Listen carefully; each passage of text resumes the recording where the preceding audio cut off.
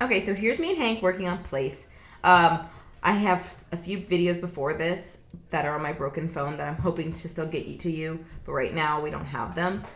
So you'll notice that I have him on a raised bed or a raised platform at this point. So in our previous videos, he was doing great, but when I would try to make it a little bit more difficult, he had a harder time getting back on the place. And then when he would get on it, he would put like his tail or his back foot, and it wasn't as clear. And it was starting to really frustrate him because he was trying to work through it, but he obviously wasn't getting it.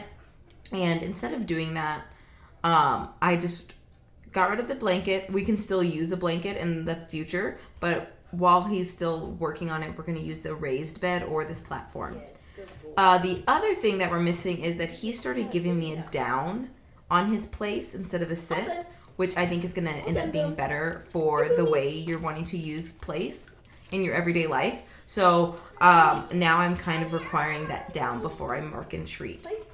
So I went ahead and changed the raised bed from that platform to this because he was desperately trying to lay down, but he couldn't because it was just too small. This one, unfortunately, is massive, which works for him here, but it just can't stay inside. So I'm hoping to get like a medium-sized one. I have a client here now that has a medium-sized bed, and it's perfect. So I think I'm gonna order one. But I'll send you the link that I'm using for that too, in case you want to get one for the house. But I really like it. Okay, so same thing. I'm releasing him and then tossing a treat out. When he comes back to me, I'm waiting for him to go all the way into a down, and then I'm marking and treating. And he's doing really, really well. So there he goes. I give him a second. He goes into his down, mark and treat. And he's doing great. I have another video of us doing another session, and after that session, we're going to start adding his verbal cue because he has really gotten it. And I think this raised bed has really helped him. So he is doing such a great job. And here we go. He's a lot of distractions. We got dogs wandering around, children, but he's as long as I have food, he's pretty focused on me. All done. All right, and there we go. Find it. Okay, so here's us working on some settle work. So what I have us doing is I went ahead and grabbed the leash and I clipped it to him. He's pretty good about staying on top of me all of the time. The leash just prevents him from wandering. So if I have a bully stick out or a few chew toys or chew bones down, he will chew them for a minute, but if I'm walking around the house or if other people are walking around the house, he pops up for them and he doesn't really stay focused on them very long.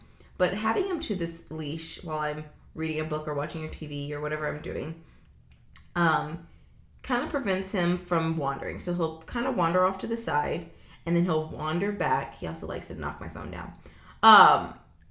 But he'll kind of wander off to the side and wander back. I won't ask him to come back. I won't ask him to lay down or do any special behavior. I just wait for him to settle. Now, I did learn in this session, because the first time we did the settling work, I mentioned he did amazing, and it was awesome. And he had a chew at that point. It's like a non-rawhide twisted veggie chew thing. I'm not really sure. And he did great. This time I went ahead and tried to do treats, which was not a good solution. So he did well for quite a while, but he did start to get very frustrated with me. So you'll notice he'll start doing a lot more jumping, a lot more grabbing. He tried to mount me a few times. It was very over the top. He's yawning there, stressed out. He did a lot of demand barking.